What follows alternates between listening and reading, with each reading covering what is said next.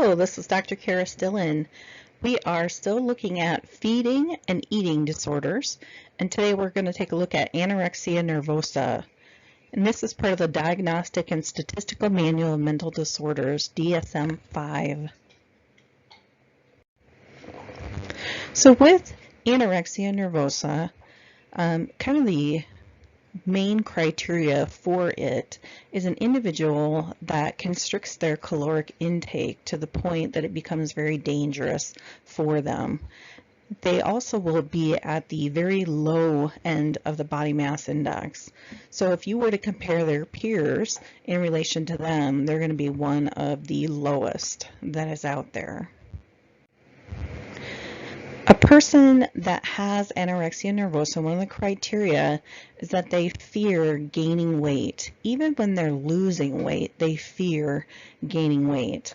They will oftentimes sabotage any process to gain weight.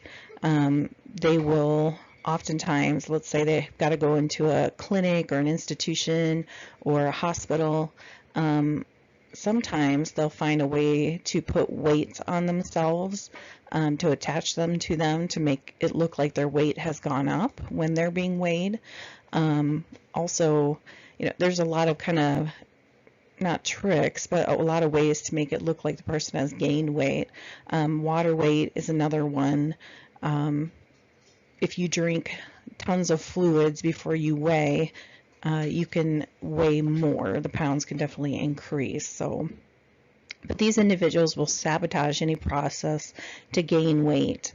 They don't, when they're told, hey, this can mean your death, your internal organs will begin to shut down because you're not feeding them.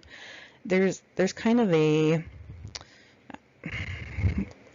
a barrier in between really taking that seriously and knowing that you can die from this disorder.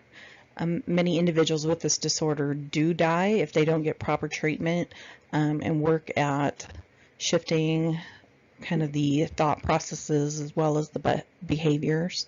We know that individuals with anorexia nervosa will sometimes give themselves enemas, or they may throw up if they've consumed any food. Now the difference here with bulimia is that there's a binging process with bulimia. So these are individuals that are throwing up the tiny amount of food that they may have consumed, or they will use laxatives to try and get that food out of them. Most individuals that have lost weight are going to be grossly underweight, and they still believe that they're fat. A lot of the times they'll be seen looking in the mirror, pointing at areas of their body that they think are fat, even when everybody else does not think they are fat at all. So family members can oftentimes tell the most about what is really going on with a person, especially if they spend quite a bit of time with them.